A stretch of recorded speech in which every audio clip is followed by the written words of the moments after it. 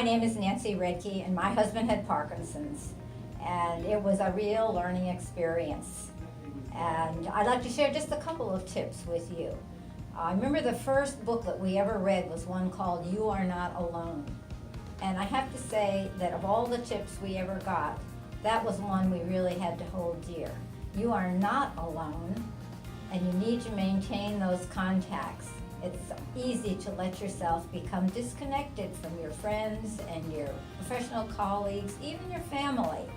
So I would urge you not to. And I recently saw a cartoon, a Charlie Brown cartoon. He's sitting with Snoopy on a dock, and their backs are to you. And Charlie Brown is saying, "You only live once, Snoopy."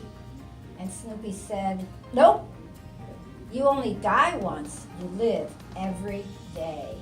And I think that's an important message for Parkinson's families, and it is a family affair.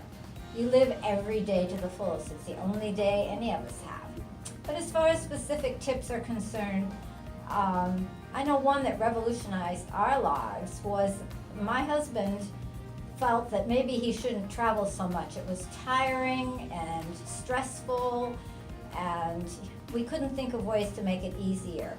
And then we discovered the wheelchair. It hadn't occurred to us. He never used a wheelchair, he never used a walker. But when we traveled, boy, we used wheelchairs in the airport. You arrive refreshed. If you have a gate change, who cares? It's the airport personnel, they're pushing your chair around. I mean, you're like royalty. They know where all the family bathrooms are, they know the shortcuts to the next gate, and you don't have a worry. And you arrive at your destination feeling a whole lot better than if you tried to run when you know that's the thing you shouldn't do. You're not worrying about falling. So take advantage of those things.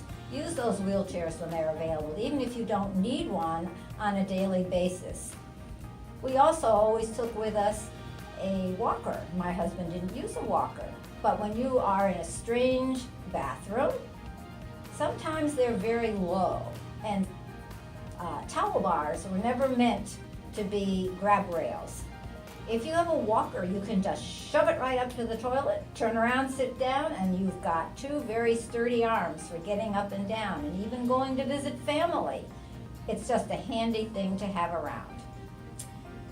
In the house, there are lots of things you can do around the house, but one thing I know that made a difference for us, people were saying, "Oh, get silk sheets, you can turn around more easily."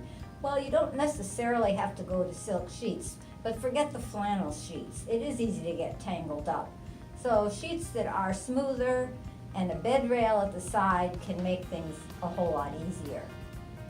And if by any chance you have freezing episodes, which so many people with Parkinson's do, there are all kinds of devices now, but sometimes your imagination is quite sufficient. For my husband, I knew the worst thing I could do was try to get him to try harder. The harder he tried, the worse it got. And so I learned just to say, forget about walking, just pretend there's a log on the floor and step over it.